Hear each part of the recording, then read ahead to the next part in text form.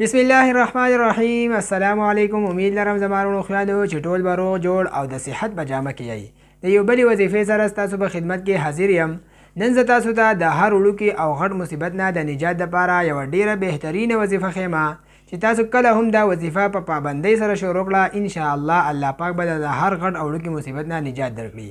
زما وروڼو خویندو، دا یوه داسې وظیفه ده که چېرې غواړئ چې الله پاک مو باندې هیڅ قسمه مصیبت او پریشانی نه راولي، نو انشاءالله تاسو دا وظیفه کوئ، د هر قسمه د غټ او د وړوکي مصیبت نه به تاسو محفوظ یئ. یا الله مګر که تاسو یو الریډي یو مصیبت کې اخته شوي یئ، انختی یئ، نو هغې نه به الله پاک تاسو لا نجات درکړي.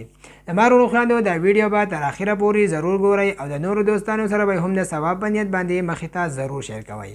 زما وروڼو خویندو چې څوک هم په پابندۍ سره روزانه 100 پیرې دا وایي: إنا لله وإنا إليه راجعون، اللهم أجرني في مصيبتي واخلف لي خيرا منها. يوصل بيا ووري: إنا لله وإنا إليه راجعون، اللهم أجرني في مصيبتي واخلف لي خيرا منها. دوستانو، دا تسبیح دی، دا چې څوک روزانه په پابندۍ سره 100 پیرې وایي، انشاءالله د هر غټ او وړوکي مصیبت نه به دی محفوظ وي.